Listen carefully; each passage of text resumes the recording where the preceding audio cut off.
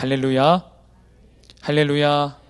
오늘 이 방 가운데 살아계신 하나님의 말씀을 우리의 가슴속 깊이 새겨지는 그 은혜를 누리는 저와 여러분이 되기를 축복합니다. 1833년 미국에서 조지 윌슨이라는 한 남성이 우체국에서 강도 행각을 벌이다가 그곳에 있는 집배원을 죽이게 되었습니다. 이 사건으로 인해 미국 대법원에서는 조지 윌슨에게 사형 선고를 내립니다. 그런데 조지 윌슨의 친구들 중에는 미국 사회에서 정치적으로 영향력 있는 친구들이 꽤 많았습니다. 그 친구들의 간절한 노력으로 인해 당시 대통령이었던 앤드류 잭슨에게 특별 사면장을 받게 되었습니다. 사형 집행 예정일이 한 달도 남지 않은 상황에 극적으로 사형죄를 면한다는 사면장이 내려왔어요. 이 한 사람만 특별 사면할 수가 없어서 다른 죄수들에게도 특별 사면을 허락했다고 합니다. 약 300명 정도 되었어요. 수많은 죄수들이 이 은혜의 사면 앞에 모두가 감격하고 감사해하고 있을 때 황당한 일이 생겼습니다. 자신이 사면됐다는 소식을 접한 이 조지 윌슨이 쓸데없는 고집을 부리며 이 대통령의 사면을 본인 스스로 거부한 거예요. 그러자 당시 미국 사회가 큰 딜레마에 빠졌습니다. 공식적으로 대통령의 사면을 받았는데 이 사면을 거부한 첫 번째 사례였기 때문에 그렇습니다. 그래서 이 사건을 어떻게 다뤄야 할지 대통령이 고민하다가 미 연방 대법원으로 다시 이 사건을 회부합니다. 여러 논의와 고심 끝에 대법원장이었던 존 마샬은 미국 사회의 길이 남을 최종 판결을 선고합니다. 사면은 은혜의 행위이다. 그러나 사면이 내려진다 해도 대상자가 받아들이지 않으면 집행이 완료되지 않는다. 사면 대상자는 사면을 거부할 수 있다. 사면 대상자가 사면을 거부할 경우 법원과 미국 정부는 그것을 강제할 힘이 없다.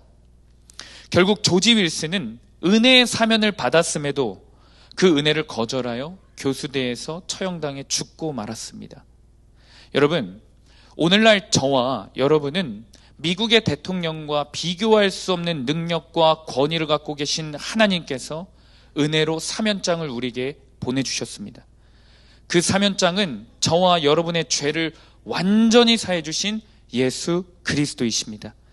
우리가 이 예수님을 우리 삶의 주인으로 받아들이고 믿으면 하나님은요, 우리를 그 어떤 죄를 지었다 할지라도 우리를 반드시 구원의 길로 인도해 주십니다. 그러나 문제는 방금 전 조지 윌슨이라는 이 범죄자처럼 은혜의 사면을 의도적으로 고집 피우며 받지 않는다면 우리는 안타깝지만 결국 지옥에 가게 될 거예요. 이와 같은 맥락에서 헨리 블랙커비 목사님은 그의 저서에서 이런 말을 남겼어요. 하나님께서 예수님을 우리 가운데 보내주신 후로 우리의 관계를 가로막는 유일한 장애물은 이제 죄가 아닙니다. 회개하고 하나님께 나오기를 거부하는 우리의 고집입니다. 오늘 우리가 읽은 본문 마태복음 9장에서는 예수님의 죄사함의 은혜가 선포됩니다. 그런데 그 은혜를 감사함으로 받는 사람이 있는가 반면에 그 은혜를 거부하고 그 은혜를 보고도 예수님을 대적하는 사람들도 본문 가운데 담겨 있습니다. 저는 오늘 특별히 누가 죄사함의 은혜를 받는 사람인지에 대해서 집중적으로 살펴보고자 합니다. 죄사함의 은혜를 받는 사람이 저와 여러분이 되기를, 그리고 우리 가족들이 되기를 축복합니다. 죄사함의 은혜를 받으려면 첫 번째로 죄의 문제를 가장 큰 문제로 여겨야 합니다. 오늘 본문 1절에서 2절 우리 한 목소리로 합독하겠습니다. 예수께서 배에 오르사 건너가 본 동네에 이르시니 침상에 누운 중풍병자를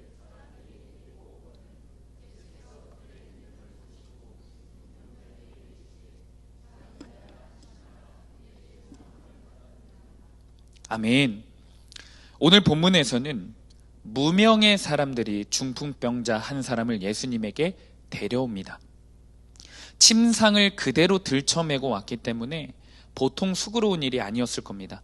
같은 사건을 다룬 마가복음과 누가복음에서는 예수님이 머물고 계신 이 집에 이미 다른 사람들이 가득 차 있어서 도저히 중풍병자를 예수님 앞으로 데려갈 수 없었다고 증거해요. 그래서 이들이 선택한 것이 지붕에 올라가 끈을 매달아서 예수님께로 이 중풍병자를 인도하는 거였어요. 그만큼 간절한 마음으로 이 중풍병자를 예수님께 데려온 것입니다. 그런데 예수님께서 이 중풍병자의 병을 고치시기 전에 뭐라고 말씀하시냐? 중풍병자에게 이르시되 작은 자야 안심하라, 내 죄사함을 받았느니라 라고 말씀하십니다. 사실 당장 급해 보이는 것은 육체의 아픔, 육체의 병을 치유하는 것이었어요. 중풍병은 오늘날로 하면 뇌졸중입니다.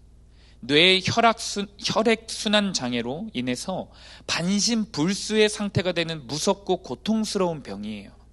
이 중풍병에 걸린 사람은 사실 살아도 사는 게 아닙니다.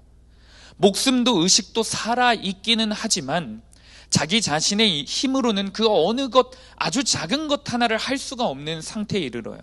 말도 제대로 못하죠. 대소변도 자신의 힘으로 가눌 수 없어요.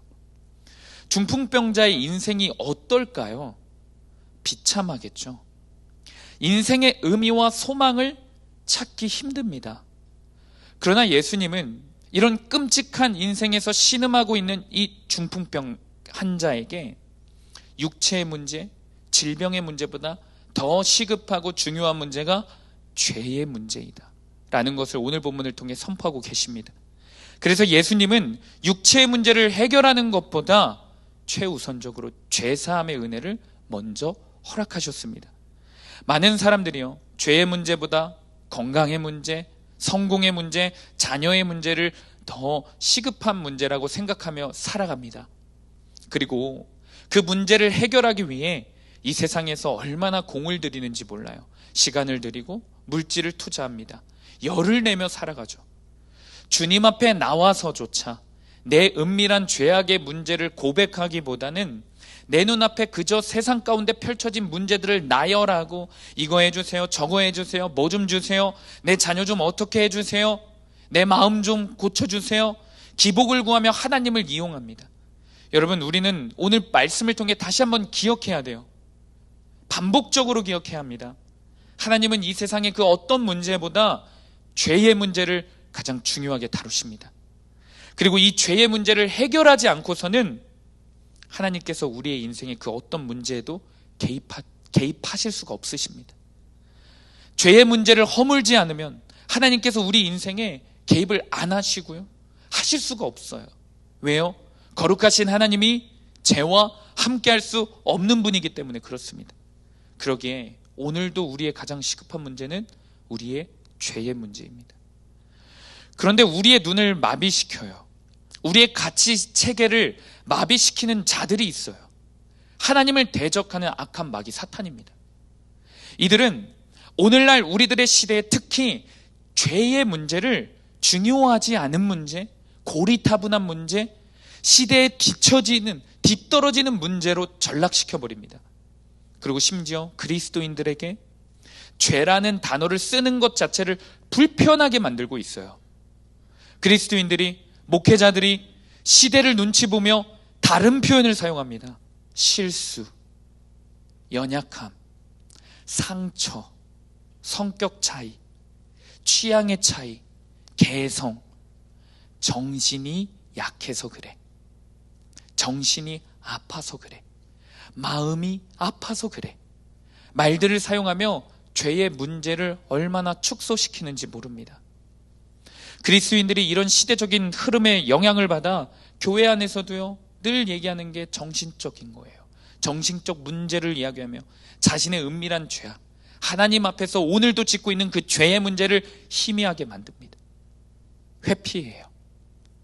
그래서 많은 교회들이 죄 문제를 정확히 다루며 회개를 선포하기보다 그저 적극적인 사고방식, 긍정적인 사고방식, 자기개발, 치유, 상담 쪽으로 설교하거나 목회 방향을 잡는 교회들이 많아요. 그러나 여러분, 예수님은 그 어떤 문제보다 죄사함의 문제가 시급하다고 말씀하십니다. 본문뿐만 아니에요. 마태복음 1장 신약 성경의 첫 장부터 그리고 복음서 군데군데마다 하나님은 예수님을 통해 인간의 어떤 문제보다 인생에서 가장 시급한 문제가 죄의 문제임을 선포하고 있습니다. 마태복음 1장 21절 우리 한 목소리로 한번 읽어볼까요? 한 목소리 읽겠습니다. 시작. 아들을 낳으리니 이름을 예수라 하라.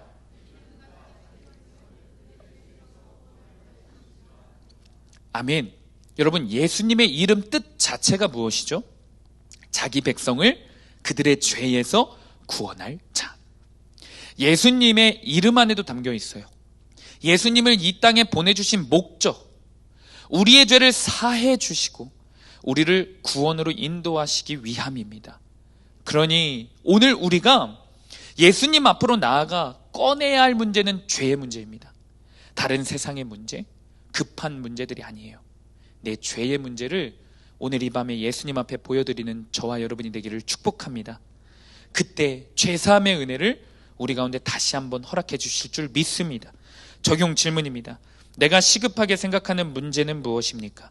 취업의 문제, 결혼의 문제, 자녀의 문제, 관계의 문제입니까? 아니면 오늘도 싸워야 하는 내 죄의 문제, 자아의 문제입니까? 내가 말씀 앞에 숨기지 않고 꺼내야 할 죄는 무엇입니까? 죄사함의 은혜를 받으려면 두 번째, 공동체와 함께 있는 모습 그대로 나아가야 합니다. 중풍병자는요, 무기력한 사람입니다. 스스로 움직일 수도 대소변도 가릴 수 없는 사람입니다. 그런데 중풍병자가 오늘 본문에 주님 앞에 나왔습니다. 어떻게 나왔죠? 믿음의 공동체원들이 함께 이 중풍병자를 들쳐매서 주님 앞에 나왔습니다. 스스로 나온 게 아닙니다. 믿음의 공동체의 도움을 받아 주님께로 나아간 겁니다. 우리 다시 한번 2절 말씀 읽어보겠습니다. 시작. 침상에 누운 중풍병자를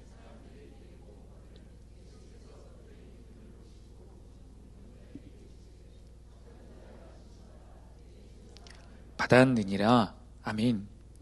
저는 이 중풍병자가 예수님께 나아가는 과정을 보면서 이 장면이 인간이 예수님을 만나게 되는 과정을 짧게 요약하고 있다라고 여겨졌어요.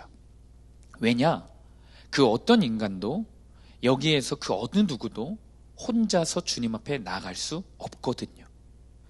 여기에 저를 포함하여 태어나자마자 내가 스스로 거룩해서, 내가 스스로 잘나서, 내가 특별한 열심이 있어서 주님을 만나게 된 사람 한 사람도 없습니다. 잘 생각해 보세요. 여러분, 혼자서 의지적으로 갑자기 예수님을 찾아갔습니까? 태어나자마자 내 의지와 노력을 발휘해서 예수님을 찾아가 은혜를 받은 사람이 있습니까? 하나님의 완벽한 세팅 안에서 복음의 증인들을 만났고 믿음의 공동체가 하나님의 손과 발이 되어주어서 내가 예수님께 나아간 게 아니라 인도함 받은 겁니다. 먼저 믿은 부모님이 있었고, 먼저 믿은 친구들이 있었고, 먼저 믿은 사역자분들이 있었고, 믿음의 교회 공동체원들이 그저 무기력하게, 그저 세상의 죄악 가운데 마비되어 누워만 있는 나를 위해 수고해주고 인도해주고 양육해 주어서 이 자리에 우리가 있는 겁니다. 심지어 여러분, 신약 성경의 대부분을 쓴 이방인의 사도로 역사상 가장 하나님께 위대하게 쓰임받은 사도 바울 역시요, 혼자서는 그리스도인이 될 수 없었어요. 사도 바울은 그저 예수님을 대적하는 죄인이었습니다. 심지어 예수님을 믿는 사람들을 죽이는데 몰두하고 있었던 대표적인 핍박자였습니다. 그런데 사도 바울이 어떻게 예수님을 만나게 되었냐? 사도행전 7장에 보면 그 시작점이 기록되어 있어요. 스데반이라는 집사님이 첫 번째 증인이 되어줍니다. 스데반 집사님이 여러 유대인들 앞에서 예수님의 십자가 복음을 전해요. 그러다 유대인들에게 죽임당하기 직전에 위기가 찾아왔습니다. 그런데 스데반이 순교하기 직전에 누구 앞에 서게 되냐? 당시 사울이었던 그 바울 앞에 서게 됩니다. 그리고 스데반이 바울 앞에서 이렇게 고백하고 결국 순교해요. 사도행전 7장 58절에서 60절까지 말씀 우리 한 목소리로 읽어보겠습니다. 시작. 성 밖으로 내치고 돌로 칠세 증인들이 옷을 벗어 사울이라는 청년의 발 앞에 두니라. 주 예수여 내 영혼을 받으시옵소서 하고 무릎을 꿇고 크게 불러 이르되 자니라. 이 자니라가 순교한 거예요. 사도 바울은 다메섹 도상에서 무엇인가 혼자 스스로 기적처럼 예수님을 만난 것처럼 보이지만 사실 많은 성경 해석가들이 이 스데반의 순교를 보면서 바울의 그 완고한 마음에 금이 가기 시작했다라고 해석을 하기도 합니다.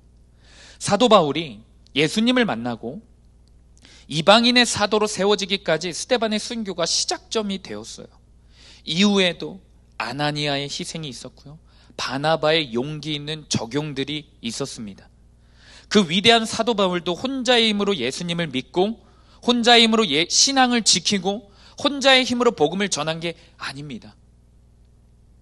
믿음의 공동체와 함께 주님께 나아갈 수 있었습니다.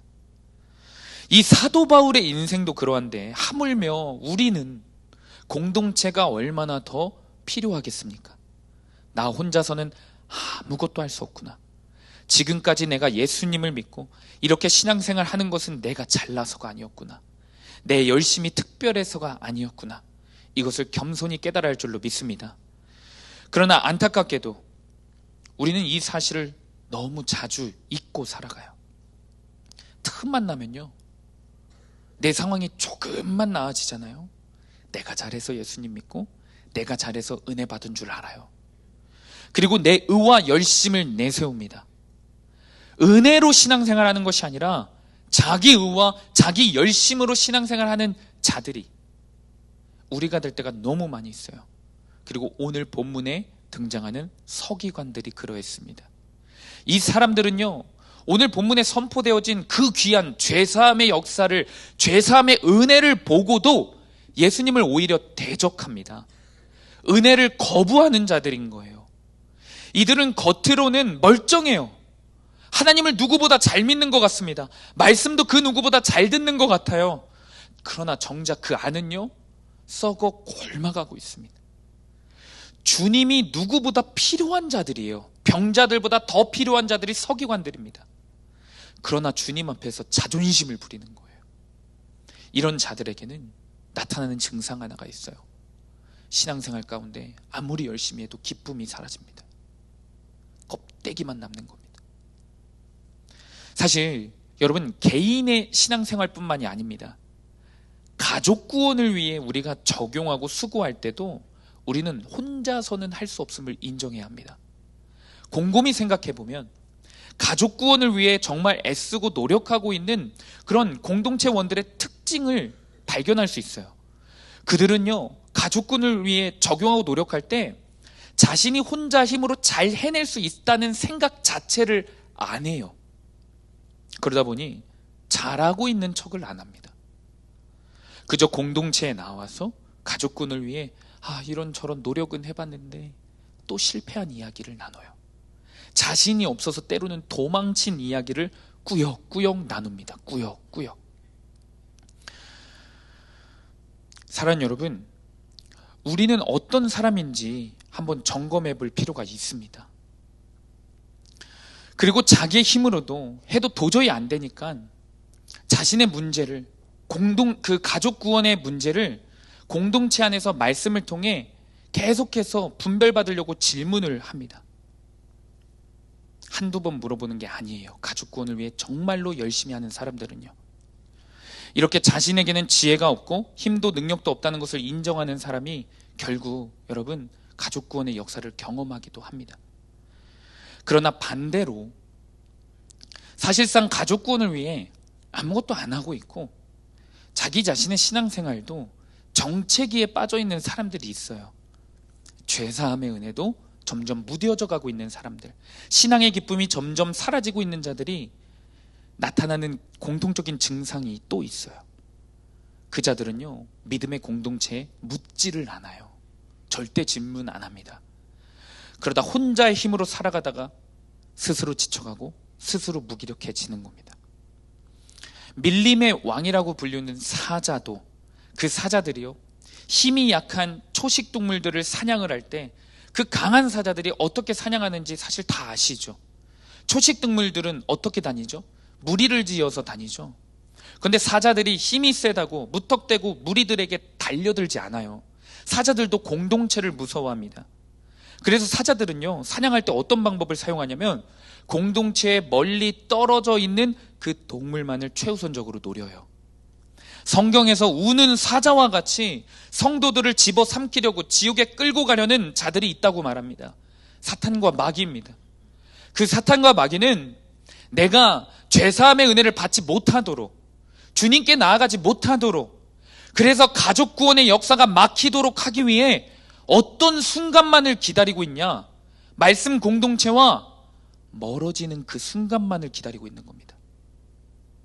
서운함 때문에, 어떤 사람 때문에, 아니면 나 자신의 이유, 피해의식, 비교의식 때문에 말씀 공동체와 멀어지는 그 순간만을 기다리고 있는 거예요.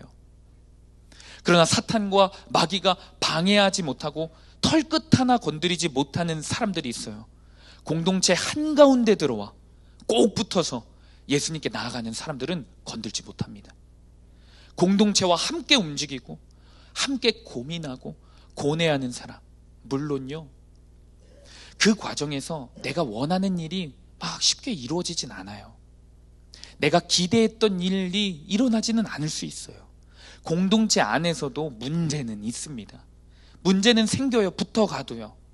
내 수치와 제약들도 드러나는 아픈 사건들도 세상에서 경험하는 게 아니라 공동체 안에서도 경험합니다. 그러나 그것을 또다시 공동체 안에서 인정하며 드러내고 회개하는 사람은 그 어떤 제 아무리 강한 마귀가 들출지라도 와도 털끝 하나 건들지 못하는 겁니다.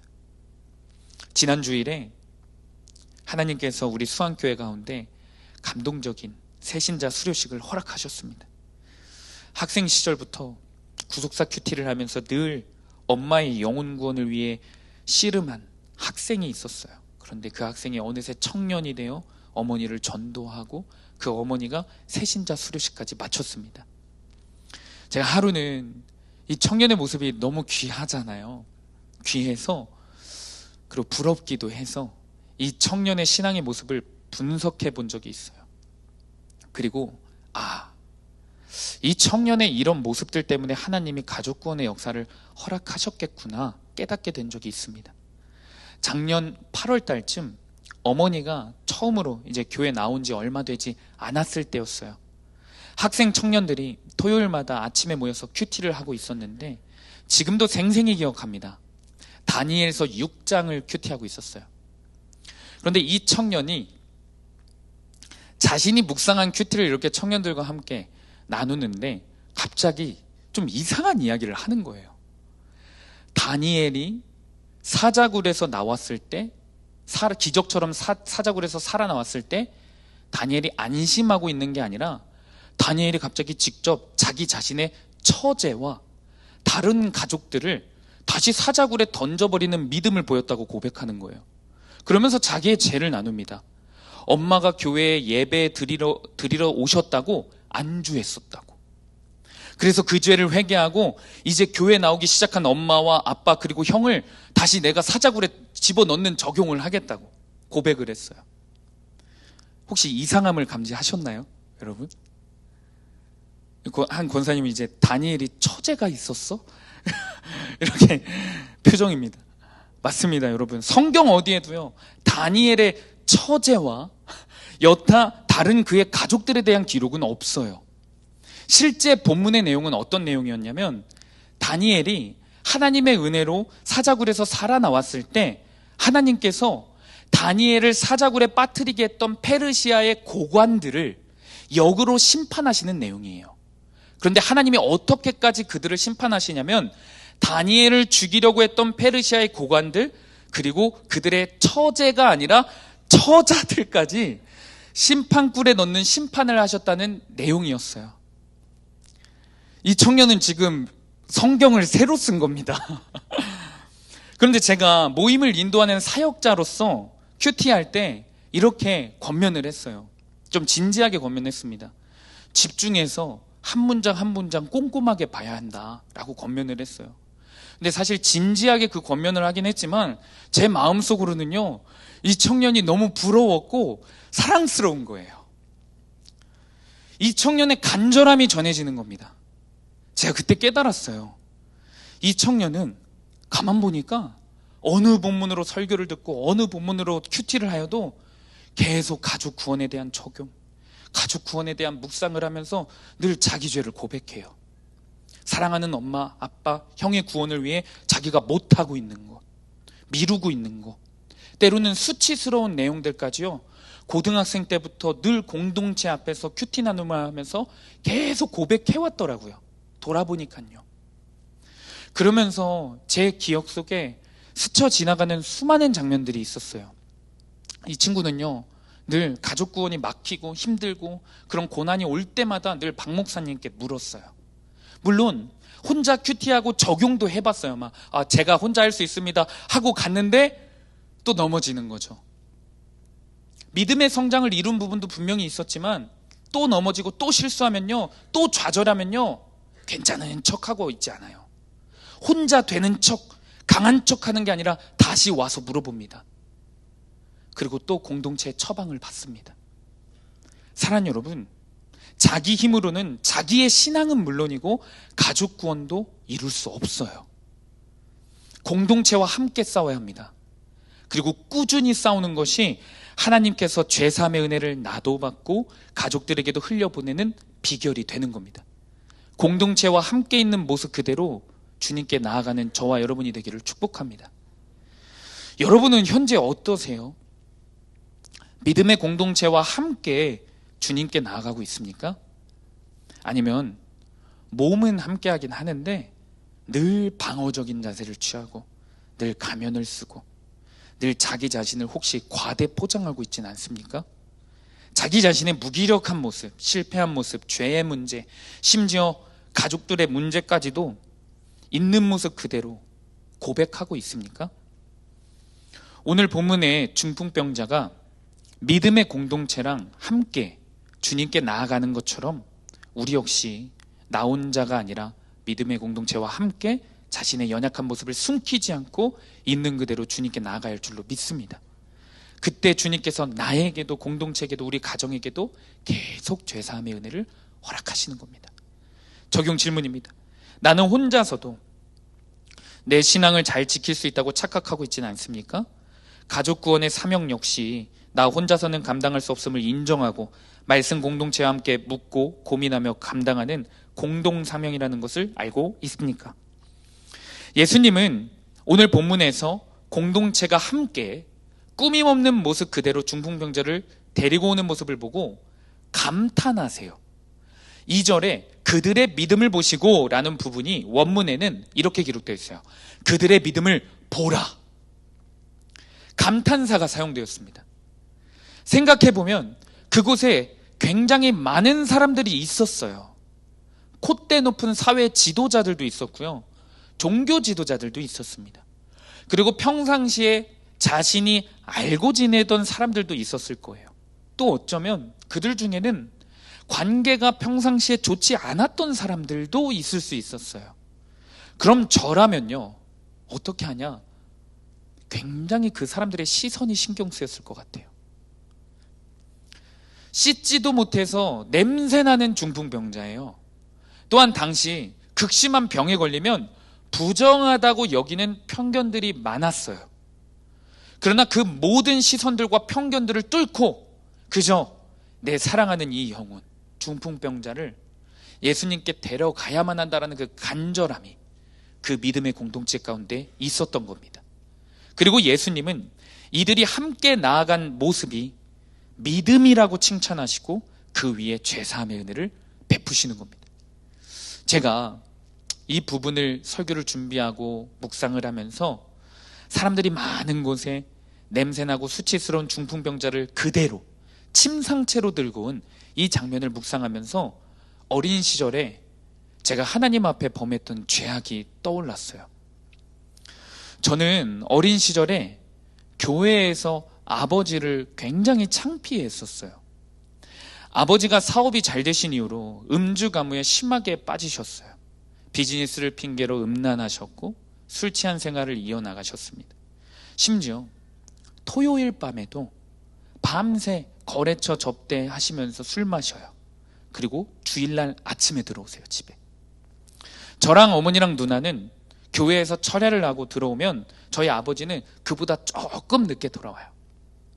그런데 제가 좀 미치겠는 게 아버지가 주일날 술이 다 깨지 않은 상태로 교회에 꾸역꾸역 나아가는 거예요.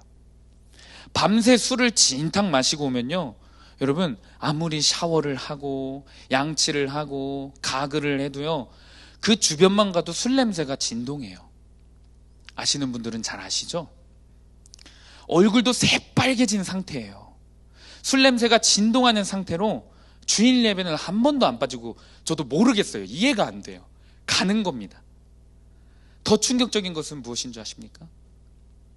꼭 그 상태로 성가대를 서세요. 꼭. 그 성가대석은 굉장히 다닥다닥 붙어 있는데 그 성가대를 꼭 서세요. 성가대원들 뿐만 아니라 사실 온 교회 사람들이 다 알아요. 목사님도 아실 겁니다. 모르는 게 바보죠. 제가 그때 초등학생이었는데 제 눈에도 보였는데, 아빠는 나름대로 가려보려고 했습니다. 막 향수도 막 뿌리시고. 아빠 빼고 그러나 전 교인이 다 아세요.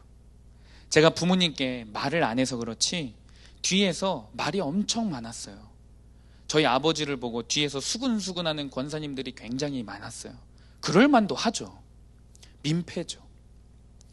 그래서 저는 아버지의 이런 모습이 창피하고요, 수치스러웠어요. 우리 가정이 너무 부끄러웠어요. 어린 학생이 뭘 한다고 그때부터 체면과 자존심을 신경 쓴 겁니다. 저는 제 체면과 자존심 때문에 아빠와 매번 싸웠어요. 아빠, 그럴 거면 예배 나오지 마. 창피해 죽겠다고. 그러면서 제가 어느 말까지 했냐면요, 아빠에게, 아빠 이거 신성모독이야. 구약시대였으면 아빠 벼락 맞아서 죽었어. 틀린 말을 한 건 아닙니다. 근데 제가 아빠에게 이렇게 말한 것은 아빠의 구원 때문이 아니라 제 체면과 제 자존심 때문에 혈기를 부렸던 거예요. 저는 언성을 높이고 욕을 하기도 하고 육탄전 일부 직전까지 가는 삶을 굉장히 오래 살았어요. 자주요. 그런데 그러면 저희 어머니는 꼭 그때 누구 편을 드시냐? 아빠 편을 들고 저를 혼내세요. 사실 어머니가 가장 속상해 하셨을 것이고, 어머니는 뒤에서 여러 권사님들이 수근수근하는 그 모습을 더 많이 보셨을 거고, 수치스럽고 창피했을 것은 어머니예요. 어머니는 늘 새벽까지 음란과 술 취함의 시간들을 보내고 들어오는 그 아버지를 그럼에도 불구하고 늘 교회에 보내는 거예요. 저희 아버지가 북엇국을 좋아하시거든요. 그리고 뚝배기를 좋아합니다. 뜨거운 국물. 그래서 어느 정도로 심하냐면요, 명절에 아빠 전용 뚝배기를 꼭 가지고 와요. 그럼 어머니는 꼭 그 뚝배기에다 북엇국을 끓여주세요. 그리고 같이 교회를 가십니다. 제가 훗날에 어머니에게 물어봤습니다. 엄마, 아빠 그렇게 술 먹고 주일날 성가대 서는 거 안 창피했어? 안 미웠어? 안 수치스러웠어? 저희 어머니가 좀 대장부 같으시거든요. 늘 덤덤하게 말하세요. 그럴 게 뭐가 있어. 다 똑같은 죄인인데. 너네 아빠도 엄마도 살려면 하나님께 나아가 예배 드리는 것밖에 없어. 제가 이 말을 듣는데, 저는 어린 시절이나 사실 얼마 전까지도요, 제 체면 하나 때문에, 내 자존심 하나 때문에 아빠의 구원, 가족의 구원을 막으려고 한 일들을 너무 많이 범했습니다. 여러분, 나 자신의 모습도 내 가족의 모습들도 다른 사람들이 보기에 눈살 찌푸려지는 그런 수치스러운 모습들이 사실은 많이 있죠. 꺼내기 힘들고 수치스럽고 숨기고 싶은 창피한 우리 가족들의 모습, 내 자신의 모습들도 분명히 있죠. 그러나 여러분, 기억하셔야 할 것은 그 모습 있는 모습 그대로 주님께 나아가야만 고침받고 죄사함 받을 수 있습니다. 가린다고 해서 가려지는 게 아니거든요. 포장한다고 해서 포장되어지는 게 절대 아니거든요. 가릴수록, 포장할수록, 감출수록 속 안은 더 썩고 골마지는 겁니다. 나의 죄도요, 우리 가족의 죄도 마찬가지입니다. 오늘 본문으로 설교하신 김양재 목사님이요, 이 있는 모습 그대로 자기 자신도 가족도 주님께 데리고 가야 된다라고 강조하시면서 이런 적용 질문을 던지셨습니다. 나의 본 동네인 가정에 돈과 출세를 쫓다가 무기력해진 배우자가 누워 있습니까? 인생을 포기한 듯 침상에 누워만 있는 자녀가 있습니까? 그들을 주님께 데려오기 위해 그 모습 그대로를 인정합니까? 무기력한 내 가족을 부끄러워하고 있진 않습니까? 그리고 형편이 좀 좋아지면, 아이와 배우자가 좀 정신을 차리면 교회에 오게 한다고 구원을 늦추고 있지는 않습니까?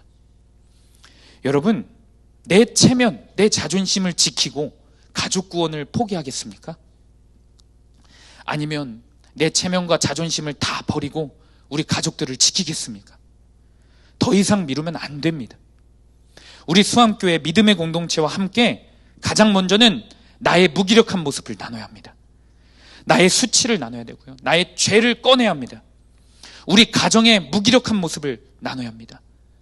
나의 모습도 있는 모습 그대로 나가야 하고, 가족들도 있는 모습 그대로 하루빨리 주님 품으로 데려오는 적용을 해야 합니다.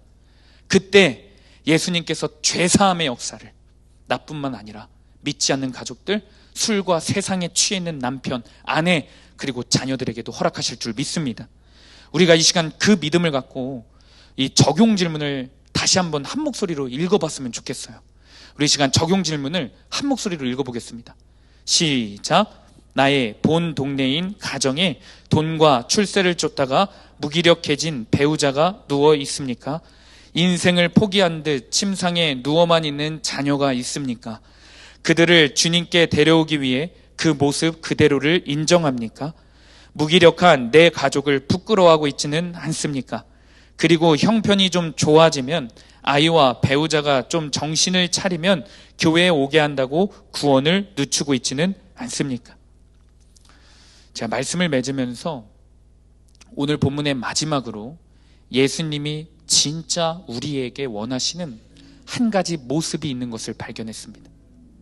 죄사함의 역사가 저와 여러분의 삶 가운데 더 풍성하게, 더 확장되는 비결에 대해서 예수님이 마지막에 강조하셨더라고요. 중풍병자의 죄를 사해 주시고 중풍병도 고치시는 기적을 베푸십니다. 예수님은 마태복음에서 수많은 기적을 베푸시거든요. 그런데 그 기적마다 다른 특별한 명령들을 내리셨어요. 문둥병자에게는 깨끗함을 받으라. 백부장의 하인에게는 내 믿음대로 될지어다. 베드로의 장모에게는 수종을 들라 라고 명하셨어요. 그런데 오늘 중풍병자를 고치시는 기적을 베푸실 때는 죄사함을 받으라 명령하시고 이후에 또 다른 특별한 명령 하나를 내리십니다. 네 침상을 가지고 집으로 가라. 오늘 본문 6절에서 8절입니다. 그러나 인자가 세상에서 죄를 사하는 권능이 있는 줄을 너희로 알게 하려 하노라 하시고 중풍병자에게 말씀하시되 일어나 내 침상을 가지고 집으로 가라 하시니 그가 일어나 집으로 돌아가거늘. 중풍은 주변 사람 전체를 불편하게 하고 괴롭히는 병이에요. 그동안 자기 자신의 죄사함을 위해서, 구원을 위해 수고한 공동체로 다시 돌아가라는 겁니다. 죄사함을 받았다면 이제 공동체에서 자기 역할을 감당하라고 명령하시는 겁니다. 그런데 그 자기 역할이 무엇이냐? 그냥 가서 내가 치유받은 거 자랑하고, 단순히 열심히 봉사하고 자식 자랑하고, 이제 세상 가서 아니면 열심히 일해서 세속의 가치로 살으라는 그런 명령이 아니에요. 집으로 가라 하셨는데 무엇을 갖고 돌아가라 하시죠? 침상. 네가 아파서 누워 있었던 그 침상, 그거 가지고 돌아가라 하시는 거예요. 자신의 과거, 자신의 수치, 자신의 상처, 자신의 죄악들이 고스란히 담겨있는 그 침상을 들고 다니면서 내가 이런 죄인이었다고, 내가 이런 무기력한 자였다고 고백하라는 겁니다.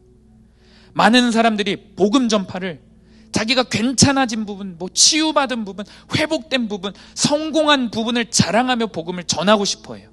그리고 그러면 잘 되는 줄 알아요. 그러나 여러분, 예수님은 죄사함의 은혜를 전하라고 하십니다. 그 죄사함의 은혜를 전하는 것은 나의 더러운 침상을 가지고 가서 보여주는 겁니다. 내가 괜찮아진 부분이 아니라 내 과거에 수치스러웠고 무기력했던 그 죄를 보이라는 겁니다. 이 명령을 듣고 침상을 가지고 가족들에게 나아갈 때, 교회 공동체에 다시 한번 나아갈 때, 예수님을 모르는 자들에게 나아갈 때 내 죄와 내 수치를 보여줄 때 우리 삶 가운데 어떤 일이 생기냐? 또 다른 뇌죄가 보일 거예요. 나누고 또 나누고 고백하다 보면요, 내 입장에서는 또 그 사건 안에 다른 죄악들이 발견되어져요. 그러면 그때 내 자신이 더 수치스럽고 정죄감에 심하게 빠지는 게 아니에요.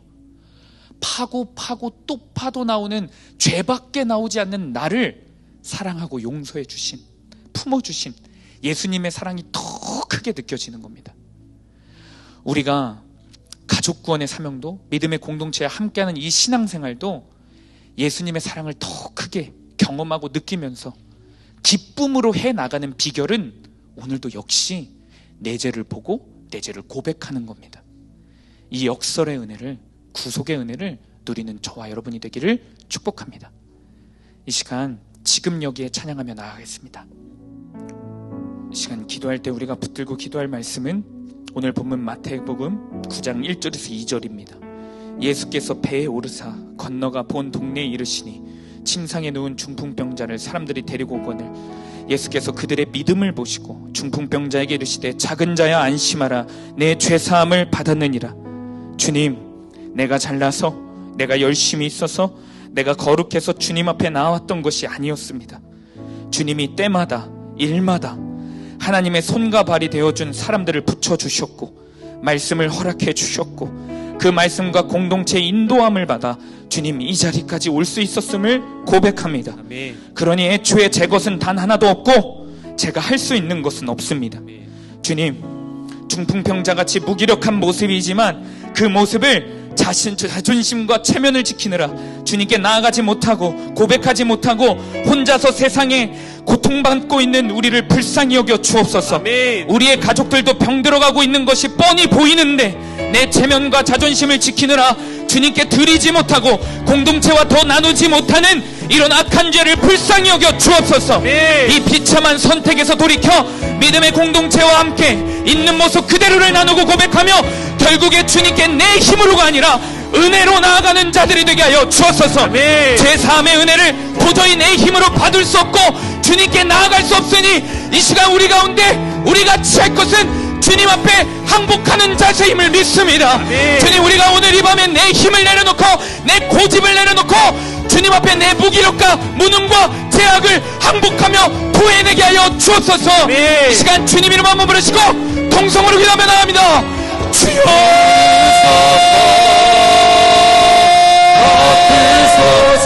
주님, 우리 가운데 정직한 영을 부으사 오늘도 회개하며 나아가는 자들이 되게 하여 주옵소서. 거룩한 성령님, 우리 가운데 회개의 영을 부어주옵소서. 지금까지 중풍병자같이 무기력한 모습에 살았지만 그 모습이었지만 자존심과 체면 때문에 주님 도움을 요청하지도 않았고 혼자 고집 부리며 세상 가운데 그저 썩어가고 죽어갔습니다. 주님, 우리 병들어가고 있는 우리 가족들, 주님, 그 가족들이 분명히 병들어가고 지옥으로 향하고 있다는 것을 알면서도 내 체면과 내 자존심 지키느라 그들을 주님께 인도하지 못했습니다. 계속해서 미뤘습니다. 주님, 그런 죄를 불쌍히 여겨 주옵소서. 우리를 살려주옵소서. 주님, 우리를 불쌍히 여겨 주옵소서. 주님, 우리를 불쌍히 여겨 주옵소서. 이 완고한 고집쟁이를 불쌍히 여겨 주옵소서. 비참한 선택만을 하고 있는 우리를 불쌍히 여겨 주옵소서. 같이 판단이 안 됩니다. 주님, 무엇이 생명의 길인지 판단이 안 되는 우리를 불쌍히 여겨 주옵소서. 오직 주님께 솔직하게 나아가게 하시고 정직하게 나아가는 것이 살길임을, 있는 모습 그대로 나아가는 것이 주님 앞에 살아갈 길임을 우리가 기억하게 하여 주옵소서.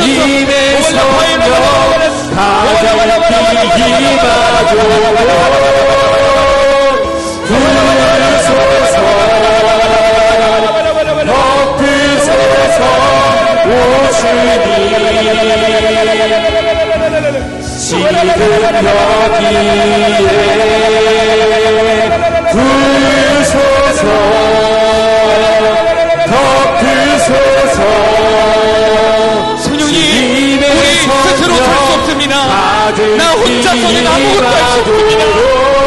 주님, 저 혼자서는 아무것도 할 수 없습니다.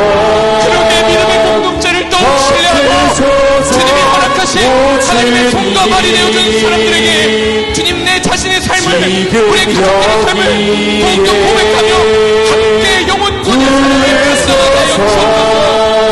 주님 죄악된 내 삶 혼자 스스로 이겨낼 수가 없습니다. 그래서 공동체에 붙어있게 하셔서 가득히 임하도록 부으소서. 덮으소서 오 주님 지금 여기에.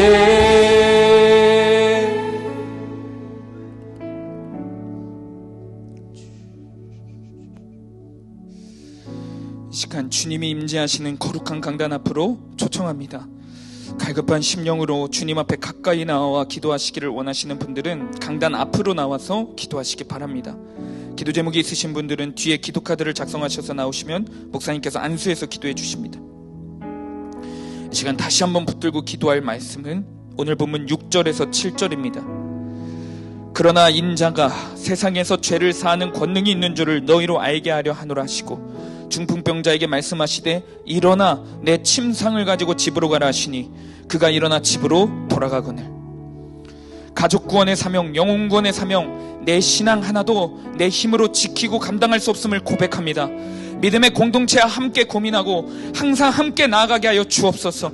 나 혼자만의 사명이 아니라 우리들의 공동 상명임을 깨닫고 그러기에 한마음 한뜻으로 다시 침상을 들고 가정 가운데 공동체 가운데 나아가는 우리가 되게 하여 주옵소서.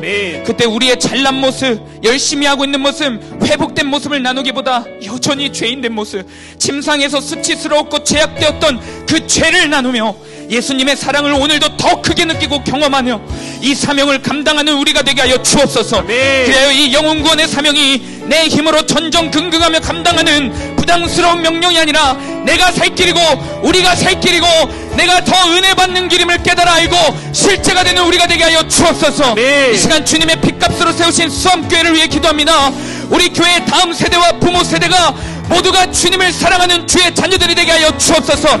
특별히 다음 주에 있을 다음 세대 복음학교를 위해 기도합니다. 복음 앞에 전심으로 서는 다음 세대가 되게 하시고 세상 가운데서 빼앗기지 아니하고 세상 가운데서 복음의 진리를 수호하는 그리스도의 군사들로 세워지는 우리 다음 세대가 되게 하여 주옵소서. 시간 주님 이름 한번 부르시고 통성으로 기도하며 나갑니다. 주여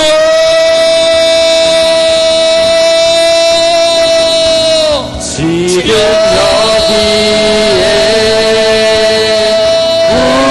부으소서. 덮으소서. 우리의 그 고집이 배워지는 역사가 있게 하시옵소서. 우리의 아침과 우리의 금방과 주님을 찾지 아니하는 그 고집이 주님 성령의 불로 소멸되게 하시고 내게 갇혀서 주님 붙잡게 하시옵소서. 항복하게 하시옵소서. 내 힘으로 이 죄를 끊어낼 수 없습니다. 주님 내 힘으로 가족권의 사명을 감당할 수 없습니다. 주님 내 힘으로 복음 앞에 전심으로 설 수가 없습니다. 주님 그런 우리를 불쌍히 여겨주셔서 그런 우리에게 은혜의 수단으로 주님 은혜의 공동체를 허락하셨으니 우리가 함께 나아가게 하셨소서. 한마음 한뜻으로 나아가게 하셨소서. 우리의 공동 사명입니다. 주님 우리의 공동 사명으로 우리가 한마음 한뜻으로 나아가게 하셨소서.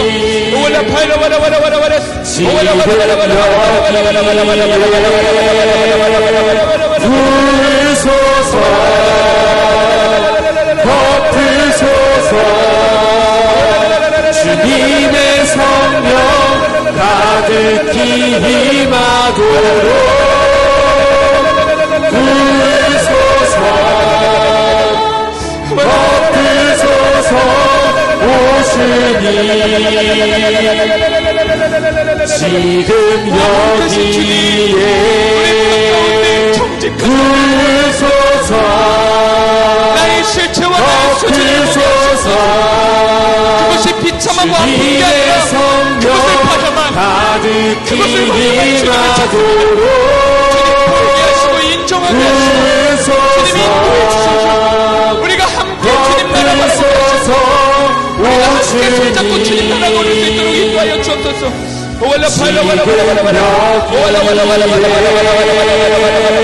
부으소서. 덮으소서.